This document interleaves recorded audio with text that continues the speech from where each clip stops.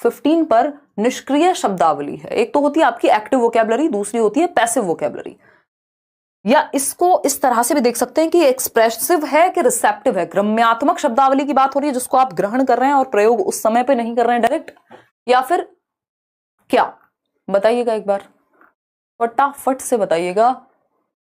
शेष नारायण वर्मा, अच्छा जी, पास तो हो जाएंगे अगर सिर्फ पेडागोजी अच्छे से समझ लें। सिर्फ नोट्स भी पढ़ लोगे तो पास तो हो जाओगे आकांक्षा, उसकी टेंशन नहीं लेनी, पास का डर नहीं है आपको। और ये जो मैं कह रही हूँ ना मुश्किल का मतलब भी, कुछ क्वेश्चन मुश्किल हुए ना, 3 क्वेश्चन पहले भी मुश्किल आते थे, लेकिन पहले की मुश्किल से भी ज्यादा लेवल इन्होंने अब बढ़ा दिया। लेकिन वो 3 ही क्वेश्चन है ना, 12 तो नंबर लाओगे कम से कम, और उसमें भी सही करने का प्रयास करोगे। क्या पता है भाई, क्या पता, बताओ एक बार, सही है बात या नहीं? कितने लोग हैं हम? 29,000 लोग हैं। इमेजिन करो 29,000 लोग एक जगह पे बैठे हुए हैं, 30 हो गए हम लोग। चलिए सिर्फ, लेकिन आज इतने गलत जवाब आप लोग दे रहे हो, ऐसा लग रहा है टेंशन में आ गए हो। करेंगे यार Hindi pedagogy, don't worry, tension नहीं लेने का, स्टाइल में रहने का। देखिएगा एक बार, अगर हम बात करते हैं किस चीज की, ए ऑप्शन कह रहे हैं लोग, कितने लोग हैं यार ये? 35 से भी कम है 25% लोग। ABC तीनों में ही कंफ्यूज हैं आप भाई साहब। देखिए, निष्क्रिय शब्दावली यानी पैसिव या रिसेप्टिव ग्रम्यात्मक, जिसको आप एक्टिवली यूज नहीं कर रहे हैं उस समय पे, वे शब्द जिन्हें हम सुनते तथा पढ़ते समय प्रयोग करते हैं, वे शब्द जिन्हें हम बहुधा दूसरों के साथ प्रयोग करते हैं। तो ये निष्क्रिय कैसे हो जाएगी? ये तो सक्रिय हो जाएगी। जिसको आप बहुत ज्यादा दूसरों के साथ प्रयोग कर रहे हैं एक्टिवली, मान लीजिए जैसे सुबह से शाम तक 4 बार यार तो बोल ही देते होंगे आप अपने दोस्तों में, या कुछ नॉर्मल शब्द होंगे जिनका प्रयोग आप बार बार करते हैं, तो ये तो सक्रिय वोकैब है। वे शब्द जिन्हें हम लिखते समय प्रयोग कर रहे हैं, तो इसमें तो हम एक्टिव हैं, ये निष्क्रिय फिर से नहीं हो सकता। वे शब्द जिन्हें हम बोलते समय प्रयोग कर रहे हैं, तो अगेन हम यूज करने में जब ला रहे हैं, तो ये तो सक्रिय शब्दावली हो गई, एक्टिव वोकैबुलरी हो गई। इंग्लिश पेडागोजी में भी यही पूछा जाता है। एकमात्र सही उत्तर यहां हमें ए ही नजर आ रहा है, क्योंकि वे शब्द जिन्हें हम सुनते तथा पढ़ते समय प्रयोग करते हैं। अब ये ना जो प्रयोग लिखा है ना, यही कंफ्यूज कर रहा है हमें, अदरवाइज तो आंसर यहां साफ था, है ना। इसको समझना, इसके आंसर तक पहुंचने का सिंपल तरीका है कि 3 ऑप्शंस हम एलिमिनेट कर पाए। अगर हमें कंफ्यूजन हो रही है तो हमें इतना पता है कि निष्क्रिय शब्दावली का मतलब है हम प्रयोग नहीं कर रहे होंगे, हम नहीं बोल रहे होंगे, है ना, या डेली यूज में नहीं ला रहे होंगे। तो वे शब्द जिन्हें हम सुनते हैं, सुन रहे हैं मतलब हम तो प्रयोग नहीं कर रहे, और पढ़ते समय प्रयोग करते हैं यानी रिसीव कर रहे हैं। जब आप सुन रहे हैं तब भी आप रिसीव कर रहे हैं, ग्रहण कर रहे हैं, और जब आप पढ़ रहे हैं तब भी आप भाषा को ग्रहण कर रहे हैं। जब आप ग्रहण कर रहे हैं तो आप अभिव्यक्त नहीं कर रहे हैं। बोलने में और लिखने में अभिव्यक्ति होती है। तो हम कहते भी हैं सुनना और पढ़ना क्या है? ग्रम्यात्मक कौशल है, निष्क्रिय कौशल है एक तरह से। और अगर हम बात कर रहे हैं बोलने और लिखने की, अभी मैं बोल रही हूं और लिख रही हूं, तो ये क्या हो गया? ये एक्टिव शब्दावली है या एक्टिव कौशल है, सक्रिय कौशल है, अभिव्यक्तात्मक कौशल है। तो यही खेल है इसमें बस। तो निष्क्रिय शब्दावली कि जब हम बात कर रहे हैं तो बाकी तीनों को देखो, वे शब्द जिन्हें हम बहुधा दूसरों के साथ प्रयोग करते हैं, मतलब हम तो बोल रहे हैं, तो ये तो कभी भी नहीं हो सकता। अगर आप प्रयोग से कंफ्यूज हो रहे हैं तब भी ये तो नहीं होगा ना एटलीस्ट, क्योंकि इसको तो हम प्रयोग कर रहे हैं बहुत ज्यादा दूसरों के साथ, तो ये सक्रिय हो गया। वे शब्द हम जिन्हें लिखते समय प्रयोग कर रहे हैं तो एक्सप्रेस कर रहे हैं, सक्रिय हैं। वे शब्द जिन्हें हम बोल रहे हैं तो भी एक्सप्रेस कर रहे हैं, एक्टिव हैं, सक्रिय हैं। सिर्फ यही बचा जहां हम सुन रहे हैं और पढ़ रहे हैं।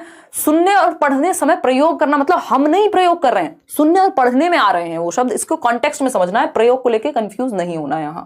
तो सुनने और पढ़ने का मतलब है निष्क्रिय हैं आप उस समय, ए ऑप्शन।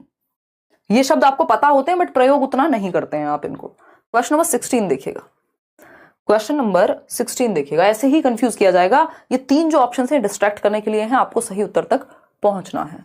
ठीक है बात, कोई दर्द परेशानी यहां तक की बात को समझने में हो रही है तो मुझे बताइए, नहीं हो रही है तो बताइए। कोई कह रहा दीदी हंसू ना, हाँ अभिषेक आज मैं थोड़ी सी सीरियस हूँ, ये मुझे भी नहीं पता कि इतनी एनर्जी क्यों लो है, शायद काम का थोड़ा जोर है। देखिएगा, अगर हम बात करते हैं, या मैंने आज खाना खा लिया तो एनर्जी थोड़ी कम हो गई। देखिएगा क्वेश्चन नंबर 16, अध्यापक को काव्य शिक्षण बहुत सावधानी से करना चाहिए, निम्नलिखित कथनों के आधार पर सही विकल्प चुनिए। यानी जब आप कविता को पढ़ा रहे हैं, काव्य को पढ़ा रहे हैं, रचनाओं को पढ़ा रहे हैं, तो कौन सी बात सही है कि इसको सावधानी से आपको प्रयोग करना है। ये देखो गुंजन अलग अलग तरह के इमोजी भेज रहे हैं, गुंजन पेपर में इमोजी निकल जाएंगे सारे, देख रहे हो कितने खतरनाक क्वेश्चन आ रहे हैं हिंदी के। शिक्षक की सही लय के साथ ऊंचे स्वर में पढ़ना चाहिए शिक्षक को, ठीक है। कठिन शब्दों के लिए एक एक शब्द का अर्थ बताना चाहिए। शिक्षक के स्वर तथा मुख पर भाव स्पष्ट होने चाहिए। शिक्षक को विद्यार्थियों की समझ के लिए प्रश्न पूछने चाहिए। बात हो रही काव्य शिक्षण की, कोई कविता पढ़ा रहे हैं मान लीजिए आप, तो अगर स्वर, लय और ताल से नहीं पढ़ाएंगे, भाव नहीं होंगे आपके चेहरे पे, तो ऐसा लगेगा एक रॉबर्ट है, हंसी भी नहीं आएगी। अभी तो वही बात होगी ना, गाना गा रहे हैं आप, किसी कविता का पठन कर रहे हैं और एकदम सीरियस होके और ऐसे बातें कर रहे हैं, तो क्या होगा, काम का नहीं है। तो ये तो सही है, ये भी सही है। पूछा क्या है, सावधानी से करना चाहिए, सही विकल्प चुनने हैं। शिक्षक को विद्यार्थी की समझ के लिए प्रश्न पूछने चाहिए। पूछ सकते हो आप कि भाई इस कविता का भावार्थ क्या है, आपको क्या लगता है इसमें कवि क्या कह रहा है, सही है। लेकिन कठिन शब्दों के लिए एक एक शब्द का अर्थ बताना, इसको हम संदर्भ में समझना कहते हैं। अब आप कविता पढ़ रहे हैं तो कविता बीच में रोक रोक के अगर आप हर एक शब्द बताएंगे तो गड़बड़ हो जाएगी। संदर्भ में समझा जाता है, एक एक शब्द कठिन नहीं बताया जाएगा। अलग से बेशक आप लिखवा सकते हो, बट ये गड़बड़ हो जाएगी, तो ये सही तरीका नहीं है। तो गलत क्या है, सिर्फ एक बी ऑप्शन हमें गलत मिला है यहाँ, ठीक। और इस गलत को अगर हम हटा देते हैं, 3 ऑप्शन का इन्होंने हमें ऑप्शन, अच्छा 2 का दिया हुआ है, स और ब, स और ब, तो बा तो गलत है, सा तो चलो फिर भी सही है। और इन दोनों को कैसे हटाएंगे, ये तो सही कह रहे हैं। तो सिर्फ 2 से तो काम नहीं चलने वाला, ब और स नहीं चलेगा, केवल अ, ब और द। ब नहीं है भाई, अ, स, द। क्या कहते हैं, 61% लोग ए ऑप्शन को सही मान रहे हैं, और जो कि सही है भी, होना भी चाहिए। क्या है ये, सही है, अ, स और द सही है, क्योंकि सिर्फ बी में गड़बड़ है। बाकी तो कविता या जब आप पोयम या पोइट्री पढ़ा रहे हैं तो इनकी जरूरत पड़ेगी कि आप पूरे भावों का प्रयोग करें, एक एक शब्द बताने की जरूरत नहीं होती, कॉन्टेक्स्ट में समझा जाता है। समझ पा रहे हैं। क्वेश्चन नंबर 17 देखिएगा, आसान क्वेश्चन है ये, बस दिखने में बड़ा लग रहा होगा आपको, है ना, क्योंकि 2 ही स्टेटमेंट है प्यारे प्यारे से। बताइए एक बार, इतने में आपके कॉमेंट पढ़ लेती हूँ। 2 सेशन स्टार्ट करा दीजिए, ऑल सब्जेक्ट्स की पेडागोजी करा दीजिए। करा दूंगी रानी, मैं थोड़ी क्लास बड़ी कर दूंगी, 2 को तो अभी के लिए इग्नोर ही करेंगे, क्लास बड़ी कर देंगे 2 की जगह पे। देखती हूँ मैं एक बार प्लान एक करके, पहले ये नोट्स से मुझे फ्री हो जाने दो, क्योंकि बाकी क्लासेस भी होती हैं इसके अलावा भी, यूट्यूब के अलावा भी। तो एक बार नोट्स वाला काम फ्री हो जाएगा तो मैं थोड़ा सा फुर्सत मिल जाएगी।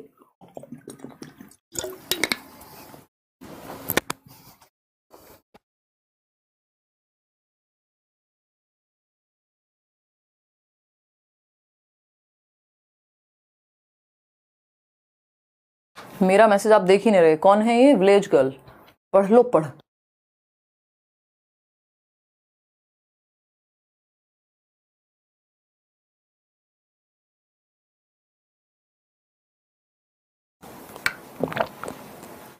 जिस टाइम पे हम शुरू करेंगे ना, तो इस तरह से शुरू करेंगे कि एक क्लास में 1.5 घंटे क्लास कम से कम हो जाए, और उसमें टॉपिक्स वगैरह प्लस क्वेश्चन साथ में हम डिस्कस कर लें, डोंट वरी। बी ऑप्शन है, 68% लोग कह रहे हैं। चलिए समझते हैं। अगर हम बात करें, निम्नलिखित कथनों को पढ़िए और उचित विकल्प चुनिए। कथन ए क्या है, कविता निसंदेह रूप से सशक्त भावनाओं का सहज अतिरेक प्रभाव है। यानी कविता क्या है, सशक्त भावनाओं का, जो भी हमारे अंदर भाव उठ रहे हैं उनको हम निकाल करके कविता में लाते हैं। दिल टूट गया, अब आप शायर बन गए, ठीक है ना।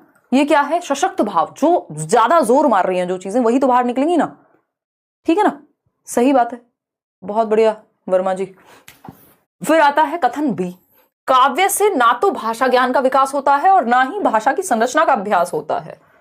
मतलब फिर काव्य बेकार में पढ़ रहे हैं हम, कि ना तो इससे भाषा का विकास हो रहा है और ना संरचना, ना तो हम भाषा की संरचना सीख रहे हैं, ना स्ट्रक्चर सीख रहे हैं। तो ये तो गलत बात हो गई, फिर काव्य तो बर्बाद हो गया, इस हिसाब से तो बेकार हो गई, पोइट्री तो पढ़नी नहीं चाहिए फिर तो, है ना।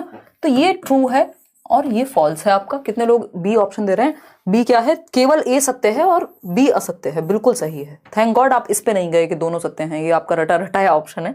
आगे बढ़ते हैं, नेक्स्ट क्वेश्चन पे चलते हैं। क्वेश्चन नंबर देखिएगा 18, समझिएगा, निम्नलिखित में से कौन सा काव्य का आवश्यक अवयव नहीं है। काव्य समझ रहे हैं ना, कविता या गद्य, गद्य नहीं पद्य, पोइट्री मान लीजिए। सौंदर्य, भाव, प्रवणता एवं कल्पना बढ़ती है भाई। आप एक कविता पढ़िए, आप कोई इवन कोई भी पोइट्री इंग्लिश की सुन लीजिए, या फिर आप एक शायरी भी सुन लीजिए। अगर उर्दू की बात करें तो एक तो सौंदर्य, भाव, प्रवणता आती है कि आप प्रेज कर पाते हैं, ठीक है। और कल्पना, इमेजिनेशन तो आएगी ही, ठीक बात है। आप गाना सुन लीजिए, गाना भी इसका अच्छा उदाहरण है। आपके दिमाग में एक तो आप कल्पना कर रहे हैं कितनी सुंदर कोई भी बात हो रही है तो उसकी। लयात्मक भाषा, कोई पहाड़ों पे गाना है तो पहाड़ दिमाग में आ रहे हैं। लयात्मक भाषा या छंद, हाँ लयात्मक भाषा होती है। अलंकारों का प्रयोग भर भर के किया जाता है। ठीक, व्याकरण सम्मत भाषा रचना, ये कई बार मान लीजिए कोई गाना ही है, ठीक है ना, पता नहीं अभी वो केसरिया फेमस हुआ था ना, अब उसमें कोई तो लाइन है जो बड़ा उसकी पूरी वाइब भी अजीब सी कर देती है और ग्रामेटिकली भी आपको अजीब लगेगा। ग्रामेटिकली तो खैर ये सही है ही नहीं, आधे शब्द हिंदी के आधे इंग्लिश के ये वो, तो हम ये कह सकते हैं कि व्याकरण सम्मत नहीं होती। जरूरी नहीं है हमेशा हर कविता जो है वो व्याकरणिक रूप से सही हो, ग्रामेटिकली सही हो, बट हाँ उसमें सौंदर्य बोध होगा, लयात्मकता होगी। कई बार तो हम राइम करने के लिए व्याकरण को बैंड बजा देते हैं व्याकरण की, और अलंकारों का प्रयोग होगा क्योंकि उससे उसी सुंदरता बढ़ती है, उस बात में वजन या अच्छी लगती है अलंकारों के प्रयोग से। तो व्याकरण सम्मत भाषा का प्रयोग हो ये जरूरी नहीं है, तो डी ऑप्शन ही है जो